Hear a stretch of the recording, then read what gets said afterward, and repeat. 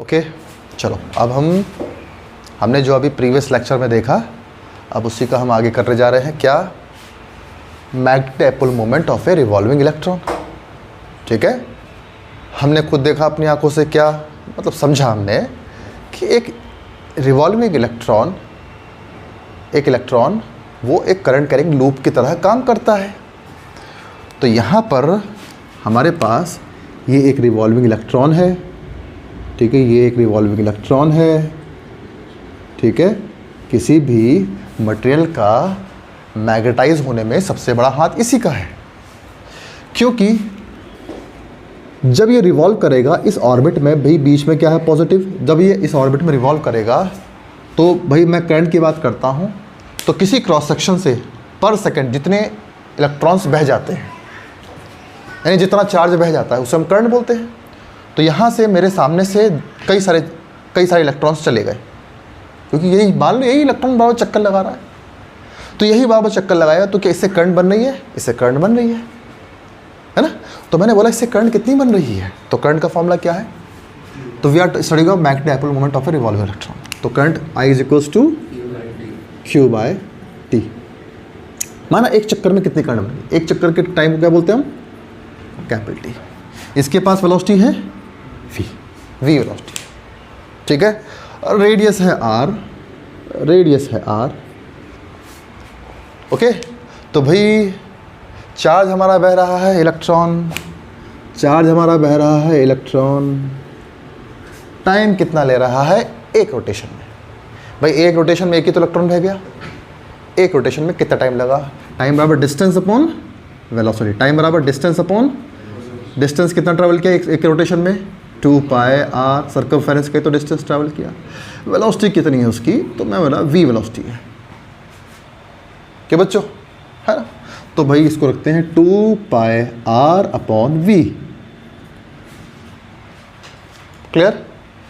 v को ऊपर ले आओ तो करंट कितनी आई? EV upon 2 pi r। I is equals to EV upon 2 pi r। Clear हो गया सब बच्चों को? तो करंट आ गई, करंट मिल गई, यानी करंट है यहाँ पर। अब करंट है तो करंट कैसे चक्कर लगा रही है? गोल गोल गोल। ठीक है, करंट किधर होगी बताओ? करंट किस तरफ होगी? करंट इलेक्ट्रॉन के रिवॉल्विंग के अपोजिट डायरेक्शन होगी।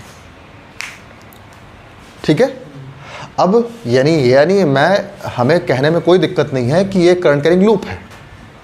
अब करंट कैरिंग लूप है तो इसका मैग्नेटिक डाइपोल बताओ। इसका भाई छोटा सा डाइपोल है, तो छोटे से डाइपोल के लिए मैंने एक काम किया, मैग्नेटिक डाइपोल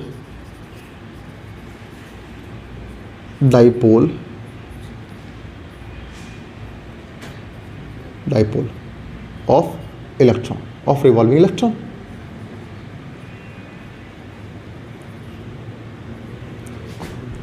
उसको मैं बोलूंगा म्यू बराबर, म्यू से बोलता हूं भाई। म्यू क्या है? मैग्नेटिक डाइपोल मोमेंट को तो हमें m से दिखाते हैं, m बराबर I इंटू ए होता है, क्योंकि m मतलब एक लूप, पूरा एक बड़ा लूप। एक कंडक्टर है, वो गोल ऐसे उसमें करंट फ्लो हो रही है, उसमें I करंट फ्लो हो रही है, उसका एरिया A है, तो वो बड़ा लूप है। इसके कंपैरिजन में ये बहुत छोटे छोटे हैं। कहाँ है? मटेरियल के अंदर। तो इनका मैग्नेटिक डाइपोल मोमेंट कितना होगा? छोटा सा होगा। माइक्रो से हम छोटा सा म्यू से बोलते हैं, म्यू। भाई यूनिट तो नहीं बदलेगी, यूनिट क्या है? Ampere metre square. इसकी यूनिट भी क्या होगी? एम्पियर मीटर स्क्वायर। तो बच्चों मेरे म्यू बराबर क्या होगा? I into A, I into area. कितनी करंट है? EV by 2 pi r। Area कितना है इसका? शाबाश, पाई r स्क्वायर। पाई से पाई कैंसिल, r से स्क्वायर कैंसिल, तो half EVR, V for velocity not volume, half EVR। ये क्या आया? म्यू। कितना मैग्नेटिक मोमेंट आया? छोटा सा, हाफ EVR। डायरेक्शन वही है, साउथ से नॉर्थ की तरफ। अब कहने की बात है साउथ किधर है, नॉर्थ किधर है? तो भैया मैं आपको पहले ही सिखा चुका हूँ, अगर करंट फ्लो होती है ऐसे तो ये होगा साउथ पोल। करंट ऐसे फ्लो होती है तो ये होगा नॉर्थ पोल। समझते हो बात को बेटा? ठीक है, तो ये कौन सा, इसमें बताओ मैग्नेटिक, ये किधर होगा, ये किधर होगा? करंट ऐसे है तो राइट हैंड थंब रूल से देखो, और ये ऐसे है, यानी ये वाला कौन सा फेस है? साउथ वाला। ये साउथ वाला है रिवॉल्विंग इलेक्ट्रॉन की वजह से। अगर मैं इसको, इसका प्लेन ऐसे बनाऊं तो ऐसे, ये इलेक्ट्रॉन है मेरा ऐसे रिवॉल्व कर रहा है, ठीक है। ये बाहरी वाला पोर्शन है, वो उधर वाला पोर्शन है, ठीक है। मतलब ये वाला फेस ऊपर है, ऊपर की तरफ मुंह है इसका, एरिया वेक्टर ऊपर की तरफ है। तो भाई ये करंट जा रही है ऐसे, उधर से करंट आ रही है, क्योंकि यहाँ से इलेक्ट्रॉन जा रहा है इधर की तरफ, इलेक्ट्रॉन ऐसे रिवॉल्व कर रहा है। तो मैग्नेटिक मूवमेंट कैसा हुआ? ऐसे ऊपर की तरफ, म्यू ऊपर की तरफ हुआ, म्यू ऐसा हुआ। समझते हो बात को? अगर मैं बाहर की तरफ मैग्नेटिक फील्ड, बाहर से मैग्नेटिक फील्ड अप्लाई कर दूँ तो, बाहर से मैग्नेटिक फील्ड अप्लाई कर दूँ तो ये लूप घूम जाएगा, ये लूप घूम जाएगा, ऐसे से ऐसा हो जाएगा। समझते हो? ऐसे से ऐसा हो जाएगा। क्लियर हो गया? ठीक है। कितना मैग्नेटिक मोमेंट होगा? Half EV/r। अच्छा, एक बात और है, आपने शायद याद ना हो, फिर भी याद कर लो। जब भी कोई भी मास, कोई पार्टिकल रोटेशन करता है तो वो मूवमेंट करता है। ये एक मास है, क्या ये एक मास है? ये किसका मास है? ये इलेक्ट्रॉन का मास है। मास के पास वेलोसिटी होती है तो वो क्या होता है? उसके पास मोमेंटम होता है। तो इसके पास मोमेंटम है, नहीं है? इसके पास मोमेंटम है, क्यों भाई? मोमेंटम है। अच्छा, मोमेंटम रोटेशन कर रहा है, और कोई चीज़ रोटेट करती है तो उसे हम क्या बोलते हैं? मोमेंट। क्या बोलते हैं हम? मोमेंट। तो यहाँ पे किसका मोमेंटम? मोमेंटम का मोमेंट हो रहा है, तो क्या बोलें इसको हम? Moment of momentum, moment of momentum, या इसको हम क्या बोले? Angular momentum. क्या बोलेंगे हम? Angular momentum. तो सिंस द एंगुलर मोमेंटम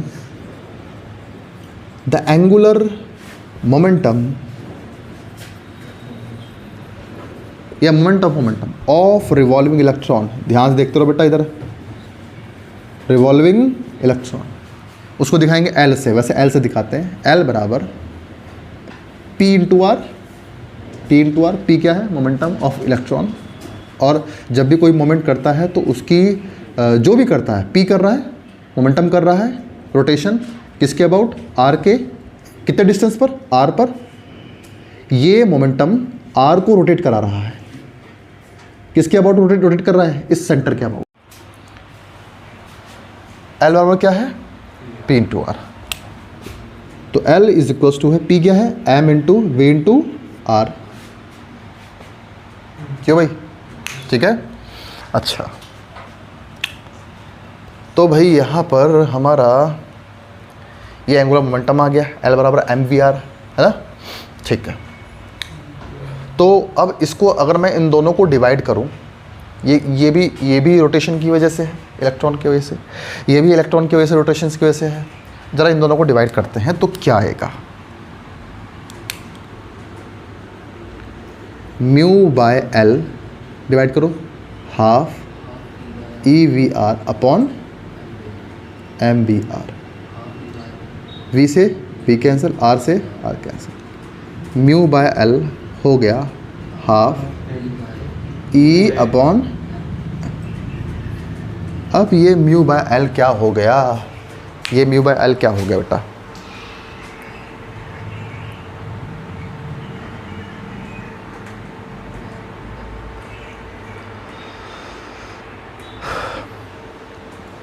क्या होता है μ/L? इसको हम बोलेंगे, आपने सुना होगा एक चीज़, जायरोमैग्नेटिक रेशियो। जायरोमैग्नेटिक क्या होता है?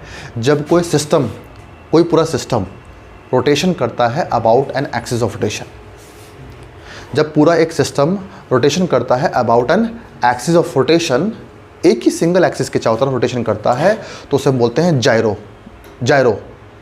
ठीक है। जायरो मतलब क्या है? जो चीज़ रोटेशन करती है।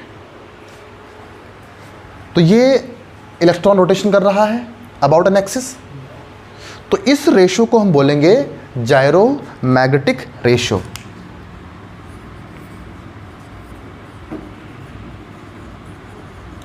जायरोमैग्नेटिक ratio, this ratio is called gyromagnetic ratio.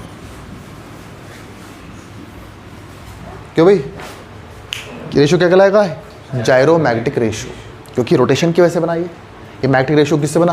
Rotation की वजह से। तो this mu by L is equals to is called gyromagnetic ratio.